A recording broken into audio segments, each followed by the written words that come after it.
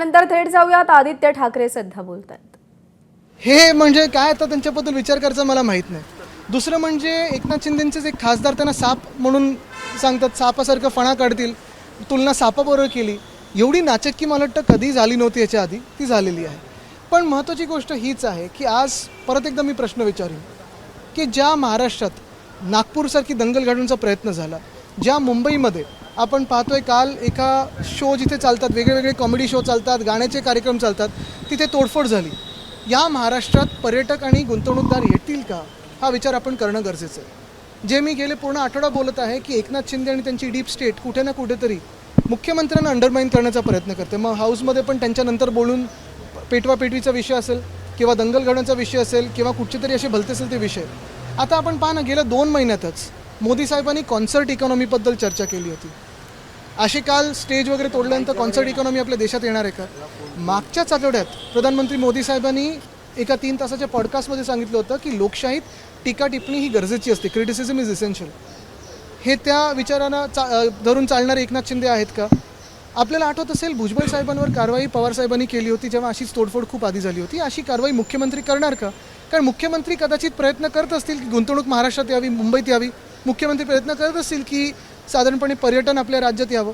पण ह्या घटना घडल्यानंतर कोणी आपल्या राज्यात येणार नाही आणि हा कदाचित एक प्रयत्न असेल एकनाथ शिंदेंचा की फडणवीस साहेब किती अकार्यक्षम आहेत हे भाजपच्या केंद्रीय नेतृत्वाला पटवून देण्यासाठी। पण कोणाची माफी मागावी? गद्दार आणि चोर हे एकनाथ शिंदेच आहेत असं मुख्यमंत्री पण मानतात का? कारण त्यांनी तर नाव घेतलं नाही आहे। काल पहिला जेव्हा मी व्हिडिओ पाहिला तो मला माहीत नव्हतं कोणाबद्दल बोलत होते। आणि दुसरी गोष्ट म्हणजे ही शिंदेंची जी चिंधी चोर आहेत ते सगळे कोरटकरच्या घरी किंवा सोलापूरकरच्या घरी किंवा कोश्यारी साहेबांच्या घरी आपल्या महापुरुषांचा अपमान केल्यानंतर अशी आंदोलनं करतील का, हाही प्रश्न मनात येतो। शी बघा, कचऱ्याकडे लक्ष नका देऊ, संविधान दाखवलं, त्याचीच भीती भाजपला वाटते। देवेंद्र फडणवीस म्हणतात की राहुल गांधी सुद्धा अशाच प्रकारच्या लाल संविधान ते दाखवतात, मात्र संविधान वाचत नाहीत म्हणून हे असं। बघा, हे रंगाचे खेळ सगळे भाजपले करत असतात। लाल असेल, तुमचं रक्त पण लालच आहे ना। आपल्याला आठवत असेल हीच भाजप आहे जे महाराष्ट्रात शेतकऱ्यांचा मोर्चा मुंबईकडे येत होता तेव्हा त्यांना अर्बन नक्षल आणि माओवादी बोललेले, जे शेतकरी आत्महत्या करत होते, ज्या शेतकऱ्यांची परिस्थिती अजूनही बिकट आहे आणि ज्या शेतकऱ्यांना कर्जमाफी देऊ असं सांगून भाजपने आत्ता फसवलं, ह्यांच्याबद्दलच बोलतात।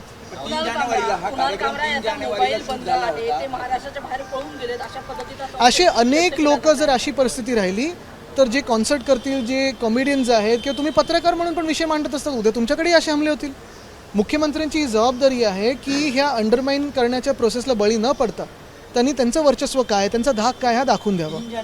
आणि नाहीतर हे अशी आंदोलनं मग कोणी कोणाच्या विरुद्ध बोललं तर मग मुख्यमंत्र्यांनी कारवाई नाही करणार असं मुख्यमंत्र्यांनी सांगून द्यावं। 3 जानेवारीला हा कार्यक्रम शूट झाला होता, मात्र जे महत्त्वाचे विषय ते बाजूला ठेवण्यासाठी खास नाही काल किंवा मग आपला पक्ष यामध्ये आहे असं शिंदे काल मिरची त्यांची शिवसेना नाही आहे, चोरांचं काही घेतलं तर चोराचं होत नाही, पण त्यांना मिरची का लागली काल हा प्रश्न आहे ना। मिरची का लागावी? गद्दार आणि चोर तेच आहेत का? त्यांना काय मनात लागलं असेल काल की गद्दार आणि चोर? बरं, काल त्यांचा दुसराही व्हिडिओ आलाय की त्यांचा पुण्यात ताफा जात असताना एका ॲम्ब्युलन्सला खूप वेळ थांबवून ठेवलं होतं। हे असे एकनाथ शिंदे आहेत। आता त्या हॉटेलवर अनधिकृत जे बांधकाम आहे त्याच्यावर हातोडा चालवला जातो मुंबई महापालिकेच्या। नाही, दुर्दैव असं आहे की आमचे मोदी साहेब जिथे कॉन्सर्ट इकॉनॉमीबद्दल बोलतात आणि क्रिटिसिझम इज एसेन्शियल बोलतात, त्यांचेच काही मित्रपक्ष असे वागत आहेत, ही त्यांची बदनामी होते। दुर्दैव आहे। म्हणजे खरोखर मला वाटत होतं की मुख्यमंत्र्यांचं तर एवढं बहुमत आल्यानंतर महाराष्ट्रात स्थिरता, सुखशांती, समृद्धी येईल, पण ते न करता कदाचित हे काही एलिमेंट्स डीप स्टेटच्या त्यांच्या हाताबाहेर जात आहेत का, हा प्रश्न पडतो। बघा, माझी भूमिका स्पष्ट आहे की दोन्ही बाजूनी जर कोणाच्या काही मनाला लागलं असेल तर कारवाई होऊ शकते, पोलिसांची कारवाई होऊ शकते, लीगल कारवाई होऊ शकते। पण कुणाल कामराने नेमकं काय म्हटलंय की एकनाथ शिंदेनं झोंबलंय हे एकनाथ शिंदेने सांगावं। आणि दुसरी गोष्ट म्हणजे जसं नागपूरमध्ये मला एक प्रश्न हा पडला आहे की काल नंतर आता ही सगळी घटना घडल्यानंतर मी खरं तर कुणाल कामराची ती क्लिप बघितली, त्याच्यात सगळं जे काही आहे ते चोर गद्दार असा उल्लेख आहे। नक्की कधी ठरवलं एकनाथ शिंदेंच्या चिंदीचोर टोळीनी की चोर आणि गद्दार म्हणजेच एकनाथ शिंदे आहेत? म्हणजे आम्ही तर 2-2.5 वर्ष बोलत आहोत, पण त्यांच्याच लोकांनी का, म्हणजे मिरची का लागावी त्यांना की चोर आणि गद्दार म्हणजेच एकनाथ शिंदे असं बोलून त्यांनी तोडफोड करावी? दुसरी गोष्ट म्हणजे त्याच्याही पुढे जाऊन धक्कादायक गोष्ट अशी आहे की एकनाथ शिंदेच्या एका खासदारांनी त्यांची तुलना सापाशी केलेली आहे, विषारी सापाशी. म्हणजे ही आता काय गंमत जम्मत होत चाललेली आहे. बरं, तिसरी गोष्ट म्हणजे आपण पाहतोय की ज्या पक्षाचे ते मित्रपक्ष झालेले आहेत भाजपशी, मोदी साहेबांनी गेल्या 2 आठवड्यामध्ये म्हणजे आपण पाहिलं असेल, एक तर कॉन्सर्ट इकॉनॉमीबद्दल चर्चा केली. ही तोडफोड झाल्यानंतर आपल्या देशात कॉन्सर्ट इकॉनॉमी आणि मुंबईत खरोखर येणार आहे का? दुसरी गोष्ट म्हणजे एका 3 तासाच्या इंटरनॅशनल पॉडकास्टमध्ये मोदी साहेबांनी हे पण म्हटलं आहे की criticism is an essential part of democracy. आणि मग त्यांचे मित्रपक्ष असे वागतात. पण चला हेही एक मिनटं बाजूला ठेवलं तरी नक्की का एकनाथ शिंदेच्या गँगला राग आला आहे हा माझा प्रश्न आहे. कारण त्यांनी नाव तर घेतलं नाही आहे, मग त्यांना कळलं कसं की चोर आणि गद्दार म्हणजे एकनाथ शिंदेच आहेत? हे काल त्यांच्या कार्यकर्त्यांनी सिद्ध केलेलं आहे की चोर आणि गद्दार म्हणजे एकनाथ शिंदे आहे. नरेश मस्केनी ज्या पद्धतीनं सापाची तुलना केली, मी कडी निंदा करतो. मलाच वाईट वाटलं बघून. पण काय त्यांना ते माहिती आहे, त्यांची भांडणं एवढ्यांदा आम्ही सोडवली आहेत. विषारी साप किती त्यांना माहिती आहे, साप आणि साप दोन्ही. बघा तुम्हाला सांगतो, अनेकदा आंदोलनं जेव्हा होतात तेव्हा जनहिताची आंदोलनं असतात, राष्ट्रहिताची आंदोलनं असतात. कधीतरी कोणीतरी रागाच्या भरात काहीतरी करतं. शेतकऱ्यांवर जेव्हा अत्याचार होतो किंवा महिलांवर जेव्हा अत्याचार होतो किंवा महाराजांच्या पुतळ्यात भ्रष्टाचार होतो तेव्हा आंदोलनं होतात. पण कालचं जे आंदोलन होतं हे पूर्वनियोजित गुंडागर्दी होती, हे याच्यातून सिद्ध झालेलं आहे. कारण ज्या प्रकारे तोडफोड झालेली आहे, तिकडे जे लोक बसले होते त्यांना धक्काबुक्की झाली, ज्या प्रकारे शिवीगाळ झाली. मग काल फोन करून आणि पहिल्यांदा मला हे दिसतंय की काही खासदार वगैरे टी व्हीवर येऊन धमकी देतात. म्हणजे आपण पाहायचो ना आधी ते तालिबान वगैरे कसं धमकी द्यायची की आम्ही असं करू तसं करू, हे असे करायला लागलेत. आता मुळात प्रश्न हाच येतो की नागपूरची दंगल असेल, त्याच्यानंतर CM बोलल्यानंतर DCM उठून पेटवापेटवी करण्याचा प्रयत्न असेल किंवा मग कालची घटना असेल, कुठे ना कुठेतरी डीप स्टेट म्हणून एकनाथ शिंदे फडणवीस साहेबांना अंडरमाइन करण्याचा प्रयत्न करतात. आज आपण जे बोलतोय परत गृह खात्यावर आरोप करतात, परत पोलिसांवर आपण बोलत, परत कायदा सुव्यवस्थेवर बोलतोय. म्हणजे कुठे कोण अंडरमाइन होते? तर एकनाथ शिंदे नाही, तर फडणवीस साहेब स्वतः होतात. एवढं स्थिर सरकार आल्यानंतर, बहुमताचं सरकार आल्यानंतर कुठेतरी आम्हाला वाटलं होतं की सत्ताधारी आणि विरोधी पक्ष हे सगळे आलतूफालतू विषय बाजूला ठेवून महाराष्ट्राच्या हितासाठी काम करेल, गुंतवणूक येईल, पर्यटन वाढेल. पण हे न होता आपण पाहतोय की दंगली घडवल्या जातात. कशासाठी? तर भाजपच्या केंद्रीय नेतृत्वाला हे सिद्ध करून दाखवायचं आहे एकनाथ शिंदेना की फडणवीस साहेब हे अकार्यक्षम आहेत. मुंबईतील रस्त्यांच्या बाबतीत आज एक बैठक होणार आहे मुंबईतील आमदारांची, तुम्ही त्या बैठकीला उपस्थित राहणार? निश्चितपणे मी उपस्थित राहणार आहे. कारण हा पहिला प्रश्न मी उपस्थित केला होता आणि सातत्याने जर एकमेव व्यक्ती आणि एकमेव पक्ष कोण असेल आणि आमचे आमदार असतील तर शिवसेना उद्धव बाळासाहेब ठाकरेचे कार्यकर्ते आणि आमदार आहेत. आपल्याला आठवत असेल 15 जानेवारीला हा 6080 कोटीचा घोटाळा मी लोकांसमोर आणला होता. तेव्हापासून आत्तापर्यंत हा विषय मी लावून धरलेला आहे. तेव्हा देखील मी सांगत होतो भाजपला की एकनाथ शिंदे सरकारचा पाठिंबा काढून घ्या कारण हे मुंबईला लुटत आहेत. आज विषय अंगलट आल्यानंतर भाजपचे आमदार भले उशीर झाला असेल तरी हा विषय तर घ्यायला लागलेले आहेत. मी त्यांचं स्वागत करतो. पण मी त्यांना हेच सांगेन की एकनाथ शिंदेंची सरकारमधून हकालपट्टी करणं गरजेचं आहे कारण त्यांनी मुंबईला लुटलेलं आहे. हा 6080 कोटीचा घोटाळा आहे आणि मला एकच गोष्ट अपेक्षित आहे, पारदर्शक आमदारांची समिती आणि पारदर्शक EOWची चौकशी ह्या रोड स्कॅमवर व्हावी. एका खोक्याबाईचं घेऊन काय बसलाय विधानसभेत? सगळेच खोक्याबाई बसलेत असं विधान राज ठाकरेंनी काल केले. असूही शकतं. एक मिनिट, मराठी होते मग इंग्लिशवर हिंदीवर होतो. आजच्या बैठकीत EOWच्या चौकशीचा निर्णय केला जाईल का? तशी काही अशी माझी अपेक्षा आहे. कारण आपण पाहिलेलं आहे मुंबईत रस्त्याचा घोटाळा गेल्या 2 वर्षात झाला. 23चं टेंडर असेल, 24चं टेंडर असेल. आणि मी हे सातत्याने प्रश्न जे मांडत आलेलो आहे, काल सिद्ध झालं त्या प्रश्न उत्तराच्या तासामध्ये की मी जे सांगत होतो की रस्त्याचा घोटाळा हा झालेला आहे ह्या एकनाथ शिंदेच्या पूर्ण कार्यकाळात, तो सिद्ध झालाय काल. आज कुणाल कामरा को लेकर का पुतळा जळला झाला आनंद शर्मा बाहेर तोड़फोड़ हुई और गद्दार चोर जैसे पुतळा देखील त्यांचं सवाल यही है कि कल जो कुणाल कामरा की क्लिप मैंने देखी, ये सब आंदोलन के बाद देखी, ये तोड़फोड़ के बाद देखी, सवाल यही मन में उठता है कि कब एकनाथ शिंदे के कार्यकर्ताओं ने भी तय किया कि गद्दार और चोर यानी एकनाथ शिंदे है.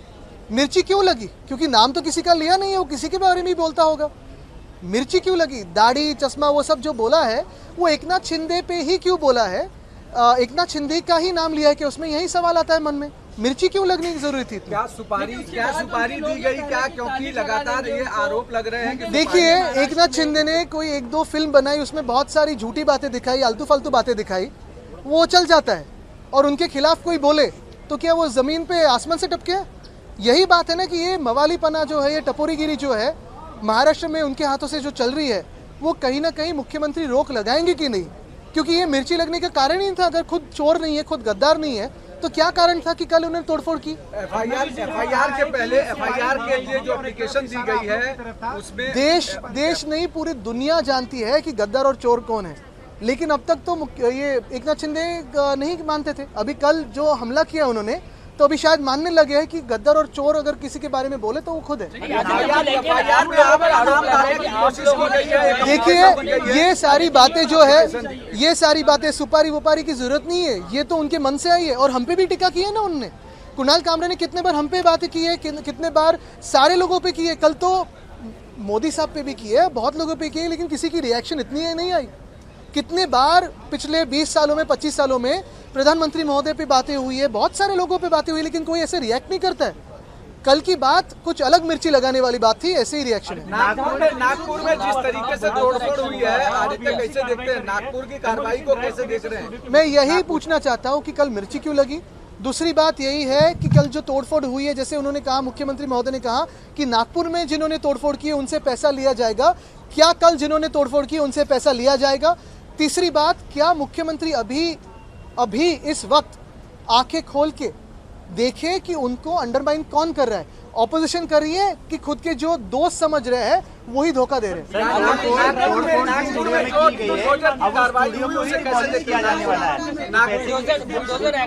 ये बुलडोजर राज बिल्कुल ठीक है, लेकिन ऐसे ही कार्रवाई क्या कोरटकर पे करेंगे? क्या सोलापुरकर पे करेंगे? क्या वो कार्रवाई कोश्यारी जी पे करेंगे? और क्या ये एकनाथ शिंदे की जो चिंदी चोर है वो कोरटकर और सोलापुरकर पे चिल्लाएंगे ऐसे? अर्बन नक्सल की बात मुख्यमंत्री विधानसभा में कहते हैं, इसको कैसे देखते हैं आप? अरे चलो फिर, उनका अगर अर्बन नक्सल ये शब्द आया है तो इसका यही एक अर्थ बनता है कि अभी सरकार चलाना इनको मुमकिन नहीं है। क्योंकि जब जब अकार्यक्षम सरकार होती है, जब जब ये लोग कंफ्यूज हो जाते हैं, अंदरूनी झगड़ों में लग जाते हैं, तो फिर किसी को माओवादी, अर्बन नक्सल, ये सारी बातें उछल के लाते हैं।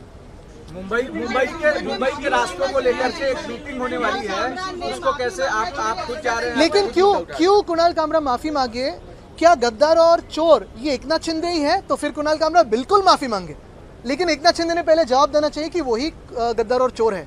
मुंबई के रास्तों को लेकर एक मीटिंग होने वाली है, आप खुद जाने वाले हैं उस मीटिंग में? आपने खुद मुद्दा 15 जनवरी 2023 के दिन मैंने आप ही के माध्यम से लोगों के सामने मुंबई के रास्तों के घोटाले के बारे में सारी बातें लाई थी, आप ही के माध्यम से जनता के सामने रखी थी। और सिर्फ ऐसी ही बातों में नहीं, हवा में बात नहीं की थी, तो सारे डॉक्यूमेंट, सारे दस्तावेज मेरे हाथों में थे कि कार्टेलाइजेशन कैसे हुआ, कैसे 5 कॉन्ट्रैक्टर्स को काम दिया गया, कितने प्रतिशत काम अभी हुआ है। जो सवाल मैंने क्वेश्चन आवर में पूछे थे उसका जवाब तो आया नहीं, लेकिन मेरे साथ इस बार भाजपा के आमदार भी थे, भाजपा के विधायक भी थे। यही मैं मानता हूं कि मेरे 2 साल की लड़ाई जो है वो आज सफलता देख रही है, क्योंकि मैंने भी पहले कहा था और 2 साल से कहते आया हूं कि रास्तों में और रास्तों के कामों में अगर किसी ने पैसा खाया है तो एकनाथ शिंदे की सरकार ने खाया है। ये मैंने उस दिन भी कहा था 15 जनवरी 2023 पे कि इस सरकार से अपना जो सपोर्ट है वो भाजपा निकाल ले। आज मैं उनसे विनती करूंगा कि जो वो भी सवाल उठा रहे हैं वो मेरे ही सुर में सुर मिला रहे हैं, लेकिन 2 साल बाद मिला रहे। चलो देर है लेकिन अंधेर नहीं है। आज एकनाथ शिंदे पे कार्रवाई हो, उनको सरकार से निकाला जाए और ईओडब्ल्यू की समिती बिठाई जाए। अजूनही झालेली नाही, आम्हाला उत्तर अपेक्षित आहे, पण कदाचित मुख्यमंत्र्यांना एक उपमुख्यमंत्रीच विरोधी पक्ष नेता म्हणून आता पाहायची वेळ येणार आहे। एबीपी माझा, उघडा डोळे बघा नीट।